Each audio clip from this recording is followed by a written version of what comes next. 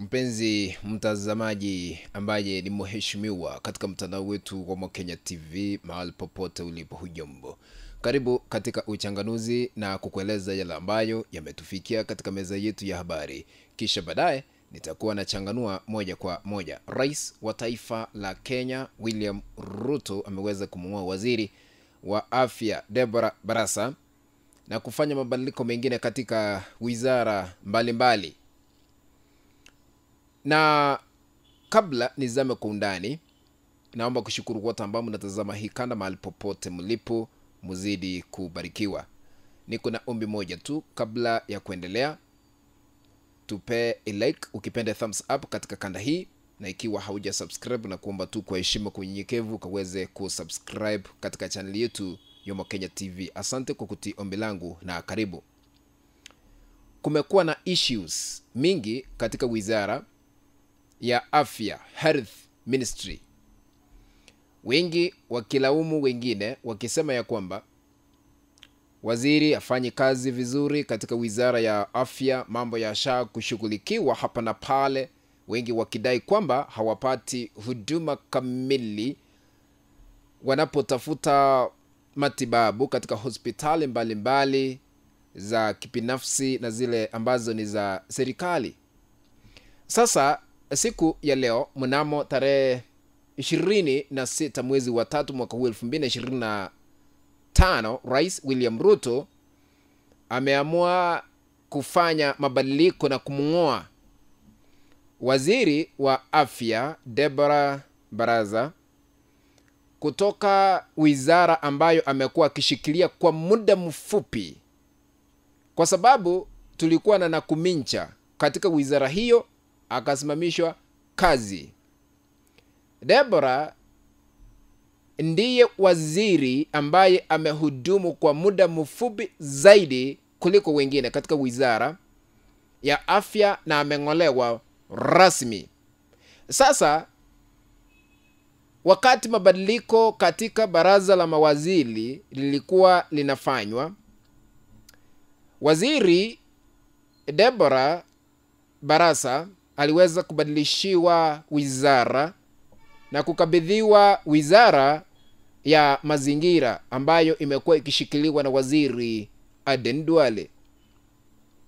Na sasa Aden Duale naye ameweza kubadilishiwa wizara na amekabidhiwa wizara ya afya ambayo sasa Deborah amekuwa akishikilia, sasa amehamishwa. Sasa Deborah Barasa ameng'olewa kutoka ministry ama wizara ya afya na akapelekwa ile ingine ya mazingira. Mabadiliko mengine ambayo yamefanywa ni katika wizara ya jinsia. Hana Cheptumo ndiye atakuwa anashikilia majukumu, na huyu ni mpya kabisa, kumaanisha ataenda kuhojiwa to confirm if she is fit to take over the ministry. Na mwingine anaitwa Geoffrey Ruku ambaye ni mbunge katika eneo bunge wa Klishi la Mbeere Kaskazini kutoka eneo la Mlima Kenya. Amekabidhiwa nafasi ya kuwa waziri katika wizara ya utumishi wa umma, wizara ambayo imekuwa ikishikiliwa na Justin Muturi ambaye amesimamishwa kazi rasmi kutoka serikali ya Rais William Ruto. I want to put this into perspective so that we can understand the trend of the current president's leadership when it comes to reshuffle. Hii ni mara ya 4 Rais William Ruto anafanya mabadiliko katika baraza la mawaziri. Alipochaguliwa akiwa na Rigathi Gachagua, aliweza kuwateua mawaziri kwa mara ya kwanza. Mara ya pili mwaka jana Juni, wakati tulikuwa tunashuhudia maandamano ya vijana wa Gen Z. Maandamano hayo baada ya kukidha mizizi, Rais aliamua kubadilisha ama kufanya marekebisho na kubadilisha mawaziri Wakati huo akina Mithika Lintuli, Aisha Jumwa, Moses Kuria, wengine waliweza kuonyeshwa mlango, wakaenda nyumbani, wengine wakaingizwa katika baraza la mawaziri. Mara ya tatu Rais William Ruto aliweza kufanya mabadiliko wakati baada ya kukutana na aliyekuwa rais wa 4 Uhuru Kenyatta kule Ichaweri nyumbani mwake.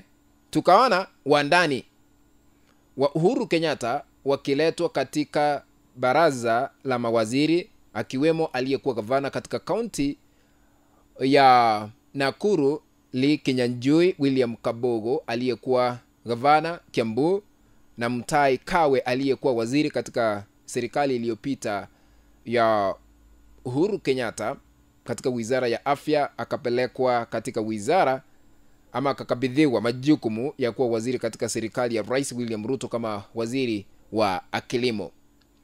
Mara ya 4 marekebisho ama mabadiliko yamefanywa katika baraza la mawaziri. Siku ya leo Justin Muturi akaonyesha mlango aende nyumbani kupumzika. Na kuna swali ambalo najiuliza wakati tunafanya uchanganuzi. Ni mara ngapi tutakuwa tunashuhudia mabadiliko katika baraza la mawaziri?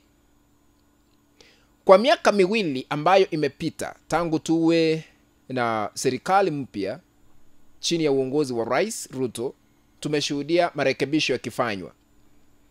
Sasa ni mara ya 4 tumeshuhudia mabadiliko yakiendelea kufanywa, na hivi majuzi tuliona mabadiliko yakifanywa katika principal secretaries ama PSS. Tukaona ongezeko la nafasi zingine za PSS ambazo zilikuwa, ili tu accommodate ama kumuingiza kiongozi wa chama cha ODM na watu wake katika serikali ya the so called broad-based government. Naona katika marekebisho haya ambayo yanaendelea kufanyika,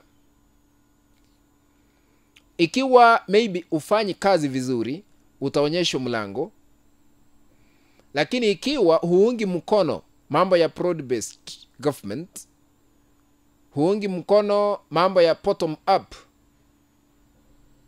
na huungi mkono sera za serikali, utakuwa unangolewa tu, unaenda nyumbani. Ndio maana tumeshuhudia Justin Muturi akionyeshwa mlango na mabadiliko mengine kufanywa katika wizara zingine. Lakini wale ambao wamekabidhiwa majukumu ya kufanya kazi kama mawaziri wanastahili kuhakikisha ya kwamba wameleta mabadiliko na kuhakikisha kile ambacho wizara husika inafanya kimeshughulikiwa kwa miaka hii 2.5 ambayo imesalia, ili ikifika 2027 tujue ni kipi ambacho wale ambao wamekuwa wakikabidhiwa majukumu haya wamefanya. Kwa sababu mawaziri wanaweza kusababisha mkubwa wao ambaye ni rais kuchaguliwa kwa mara ya pili ama kufeli kwa sababu ya kazi ile ambayo inaenda kufanywa kupitia wizara mbalimbali. Sijui ikifika 2027 tutakuwa tunashuhudia ama tumeshuhudia mabadiliko mara ya ngapi katika baraza la mawaziri. Nitaendelea kujulisha yale ambayo yanaendelea kufanyika katika taifa letu la Kenya. Kufikia hapo, mpenzi mtazamaji, ndipo natia kikomo kujulisha yale ambayo nilikuwa nimepanga kuyaweka hewani siku ya leo, haswa katika kanda hii. Tukutane katika kanda ambayo nitatengeneza hapo baadaye. Ikiwa hauja subscribe, na kuomba tu uweze kusubscribe kwa kubonyeza kitufe kiko hapo chini ambacho kimeandikwa subscribe. Ukimaliza kando yake kuna kengele, bonyeza kengele ili kupata kanda zote pindi tu tunapoziweka katika mtandao huu wa Mokenya TV. Sambaza hii kanda kwa grupu 1 2 3 katika mtandao wa WhatsApp na hata katika mtandao ule mwingine wa Facebook. Asante na tukutane katika kanda ambayo nitatengeneza hapo baadaye. Kwa heri.